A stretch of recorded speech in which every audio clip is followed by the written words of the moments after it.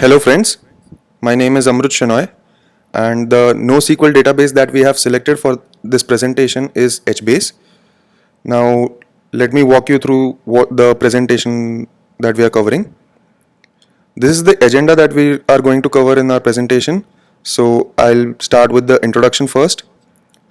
Now what is HBase actually?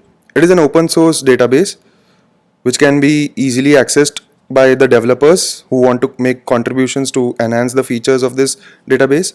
It is distributed, which makes it quite scalable.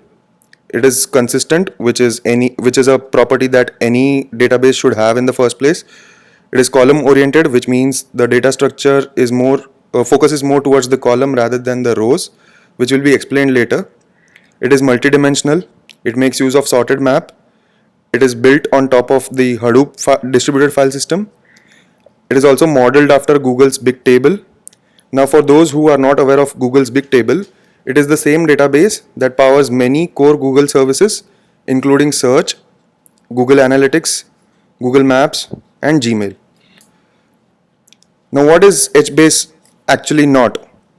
It is not a relational database. It does not have any joins that we are aware of that we make use of in relational database management systems. It does not make use of any out-of-the-box secondary indexes.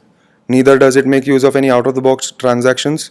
There are no fancy query languages or query engine. And it is definitely not a replacement for RDBMS because RDBMS has its own advantages over HBase. The next topic that I'm going to cover is features. HBase has linear scalability. What this means is that it is we can easily increase the HBase columns, making it more scalable, thereby making it possible to store hundreds and thousands of terabytes of data. It has automatic failure support. One important feature that it has is it provides consistent reads and writes. It also provides data replication across clusters, and it has a Java API for clients, which is easy to use. One of the important features of HBase is that it provides integration with Hadoop distributed file system, as already discussed, both as a source and as a destination. As we can see in the diagram, there are multiple data producers who want to perform read and write operations. HDFS provides a linear access to the records, of which in some cases it provides a linear access to the records over a distributed manner. The problem with that is for simple operations such as read operations, it has to traverse through the entire data, and it will reduce the efficiency of the entire database. The advantage that HBase has over HDFS is that it provides random access to the records, which makes the read operation much more efficient than it would have been in the case of HDFS. However, we also in this scenario, the write operations performed by the data producer is reflected both in the HBase as well as the HDFS. As HBase provides random access to the records, the read operations are comparatively much quicker in case of HBase as compared to HDFS. Now let's move on to the comparison with RDBMS, which will be covered by Surbhi. Hi, my name is Surbhi, and I'll be covering comparison with RDBMS and data storage and indexing. So, as compared to RDBMS, these are the points. It is column oriented, and RDBMS is row oriented, which means that you can store all your values, all your data as a column, as opposed to multiple cells in multiple rows. It has a flexible schema, which means that you can more easily put data into the HBase dynamically rather than RDBMS, which has a fixed schema. HBase being a NoSQL database, it is more optimized for sparse data, and RDBMS is not optimized for sparse data, which means that you cannot leave any cells empty, or you need to put a null value inside an RDBMS, but then RDBMS does not perform well when it encounters a null value or it does not find data inside one of the cells. There is no special query language developed for HBase. It simply uses SQL. And RDBMS, obviously, SQL was developed for relational database management systems. This has white tables, which means that you can store data, you can store a lot of data into one particular table. And RDBMS has narrow tables, which is mostly due to denormalization, because it follows denormalization laws, and it is better to make smaller tables rather than one big table for relational databases. Since HBase is built over HDFS, it has an integration with Hadoop's MapReduce, and RDBMS has no such integration. So this has a more distributed approach to its database, and RDBMS is more for relational operations. HBase, one advantage of HBase over RDBMS is that it can work with semi-structured and structured data, since it is a NoSQL database. So semi-structured data can be stored in a better manner rather than RDBMS. Moving on to data storage and indexing. As Amrut previously mentioned, some of the features of HDFS and HBase are that it can store sparse data because it's a NoSQL database. So as you can see here, so these are the key value pairs that HBase stores as a part of its map. The key is the cities here in this case for Beijing, and the data is all the information about that particular city. So as an example of sparse data, here Beijing has stored only one information, while the rest of the cities have a lot of information in it. So HBase is built to handle such kind of situations. As you can also see, every value is a byte array. There is no distinction as RDBMS like an integer or string or date. Or the only distinction they make is for timestamps, and that also allows them to store multiple versions of the same data in the same column, in the same cell. It can also support multiple columns. For example, in this case, they have stored region, and in this case, they have stored state as opposed to the geo column family. So we can store values in various column families as a part of one big cluster. For indexing, it uses a multi-level indexing, which is a B+ tree, where the index points to the key value data. This is because HBase sorts all of its data according to its row keys, which is in ascending order, and the B+ tree helps with that because of the way B+ trees are built. Indexes obviously help for faster lookups.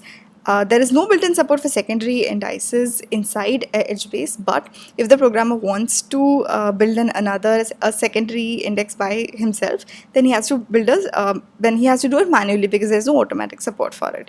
You can use the fact that the row key values are stored in a lexicological order, but there is no automatic support for a secondary index. The next part is query processing and optimization, which will be explained by Supriya. Hello everybody, my name is Supriya and I will be talking about query processing and optimization. So HBase provides indexing on row key. So that means that the primary index with which the rows are stored is the row ID. HBase allows a horizontal partitioning of the data, which means that as Surbi explained before with the example, the rows, the data is divided into different clusters.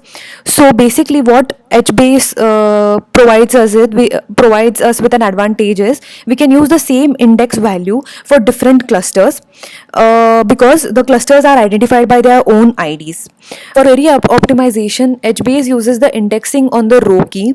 This allows for horizontal partitioning of the data and storage in various clusters. Since the data is stored in different clusters, we can make use of the same index value for these clusters. Then a scanner is created in order to scan all the index regions, and the index tables are then used to retrieve the records.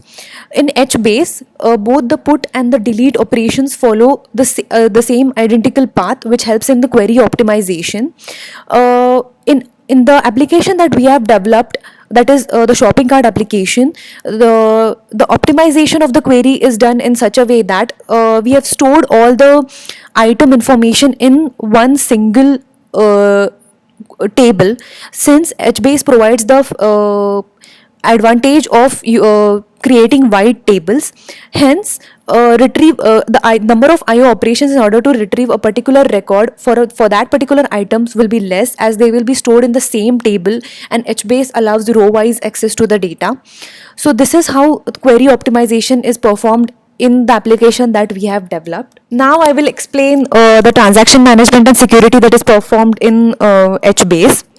So HBase uses multi-version concurrency control mechanism in order to obtain concurrency into the database. For that, it makes use of a timestamp. HBase also uses something called as zookeeper, which is the manager of the entire HBase database, which helps in maintaining the concurrency by making use of a snapshot algorithm.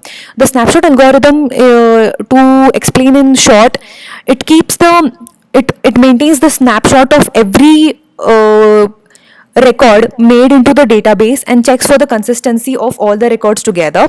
Now let me explain multi-version concurrency control with an example. As we can see here, every write operation is assigned a write number. So whenever whenever the operation completes its write operation, the write number gets a finish tag. And so if any other operation does a read on the same record, then it will check for the most recent finish write number. So now here we can see that the most recent finish write number is, suppose wn is equal to 1, and the another user is still performing a write operation with wn is equal to 2.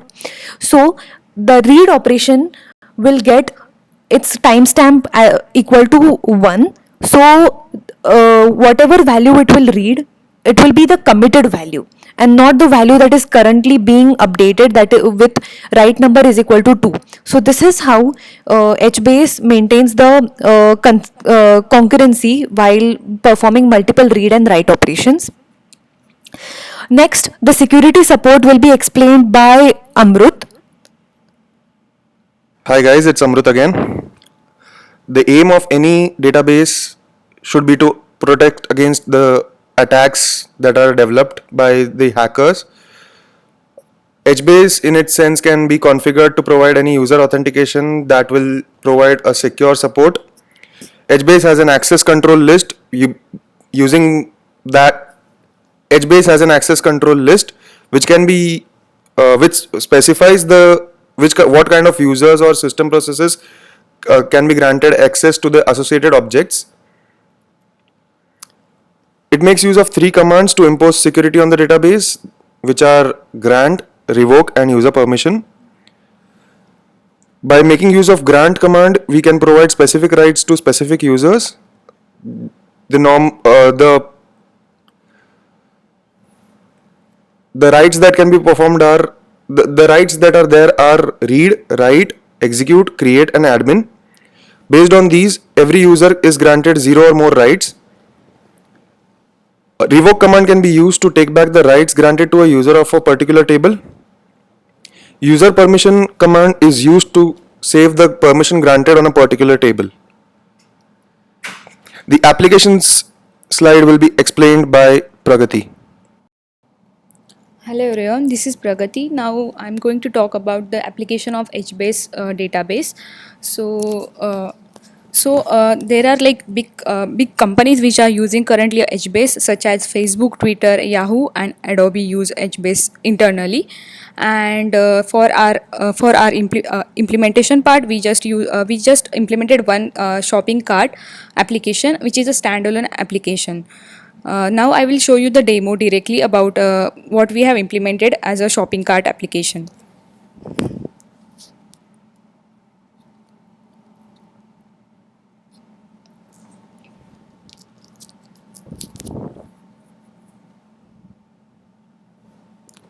So we have just it has just two parts. Like first is a configuration. I'll just show about how we configure the database. Basically, we use the HBase stable version of the HBase. We took the binary files of that. Files of the HBase application. So we just download it from the website of HBase org, and then that file is like contains all the folders, and then we already like I have already downloaded it in on my machine, and I created one folder called HD user, which has two HBase version, which is 1.2.6, and in that again we have created two more folders. And in HBase folder there are as you can see, there are multiple folders, which is one of them is configuration folder. And as part of the configuration of this database, we have to edit the configuration environment.sh file. In order to use this database, we have to use the Java 8 version as a application, as a development. And then after that, like as you can see here, we configured it using that file. We are going to edit the file using the command, the configuration folder, which is HBase site.xml. So here we particularly configure two properties. One is HBase root directory, and the path to that directory, which are basically in that folder, which we already saw that. And the next part is zookeeper. As already explained by Supriya, zookeeper is a main component of the HBase. So we have to set these two properties into that file, site XML file, and then we have to save it. So basically these are the configuration. Now we are going to we already configured into the database in order to start the HBase database.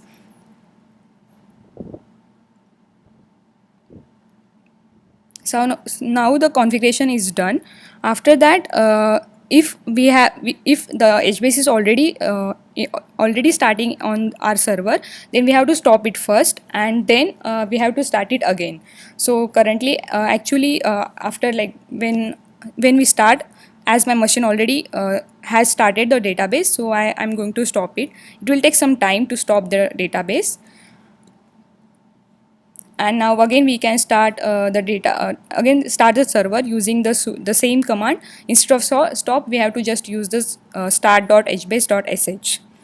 So now as you can see, it is a master slave it is the master slave configuration. So you can see that the starting master is like, as you can see, there is a starting master command on the command console.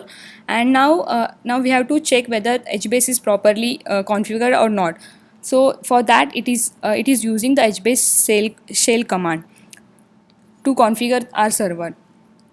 So it will take time, and then now our proper HBase is installed, configured properly on server. So if you want to check the status of the server, we can use the status command. And as you can see, there is one active master, is active, one active master, and all the active master is started. So basically now our HBase database is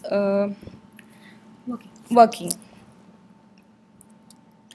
So this is our application, the which we basically it has two component, the shopping cart application, and one is a set. So it has two part. First part is a setup part, and the other part is like the checkout part. As you already know about like how we can use the shopping cart, and it is like we already hard coded like the inventory. We use three inventories: tea, coffee, and milk, and all the units which are particularly like total units. For tea it is 40, coffee it is 80, and for milk it is 100. And we have saved, like we have 4 users currently in our database, like we 4 team members, and they are using the three units of like 3 inventories to use it. So now we are going to run this application using run as Java application, and it is like it is taking the arguments. So we are just passing out, as I already mentioned about that there is a first step. So we are just passing one parameter, that is setup, apply, and then run. So here actually I already run this application 2-3 times. So as you can see that the table is already exist in the database. So it is showing that the inventory table is exist, and there are the three inventories which are going to be here in the database currently. So now the next part is like the checkout part. Again, we have to run it using the run configuration, and now this time we have to pass the two arguments, that is checkout. Suppose I'm going to checkout, so checkout space and the name of the user, that is Pragati, and we are running it.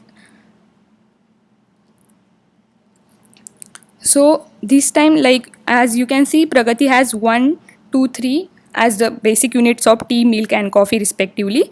So in the last line, as you can see that the quantity of the particular units inventory is deducted from the database, and it is showing that now tea is remaining 39, and coffee is remaining 78, and milk is remaining 97, and the total quantity is already I have given you like before. So basically this is our application, and these are the files. Exactly, now I'm going to show what exactly in our code. So in the shopping cart, like as I already mentioned about that, it is the inventory which we use, that, and there are two classes, inventory DAO and shopping cart DAO. So basically these we have two different files for that, and as you can see there are like multiple functions like get inventory, then how the checkout process is going on. So these are the functionalities which we have implemented in the inventory DAO file. And in the second part we use the shopping cart DAO. In that we basically do the like basically it is a checkout process. So how we can how going to be add to cart part, then delete from the shopping cart, and then the main functionality is provided here, the shopping cart application. So it is basically the command line argument. The first process is going to be like the length 1, and for the second process it is 2, so it is greater than 2 for the checkout process. And then we are running this application, and we already created one table, that is shopping cart table in this. So as you can see the function of create table here as a shopping cart, and this is the final output which we can use. We can see in this particular screen. Actually this is a standalone application, and we can usually create like the web application as well, but due to the time constraints we are not able to implement it properly. So this is the shopping cart application that we developed for the HBase database, and the final remarks about this HBase database is that first of all we found it difficult to install in Windows as well as Mac OS, which consumed a lot of time. Then finally we discovered that it works very well with Ubuntu, for which we installed a virtual machine in which we installed Ubuntu. HBase is very good for big datas where we need to access the records randomly, like such small read operations which can be done quickly. It is also used to provide. It is also used whenever we need to do write with heavy applications. So these are the advantages that we felt were good for HBase, and this is the reason why we can use HBase. It is really, like Amrut explained before, it is very useful when it is clubbed with Hadoop, which improves the efficiency of Hadoop distributed file system. Finally, these are the references through which we could get information about HBase. And following are the discussion questions. Thank you, everyone.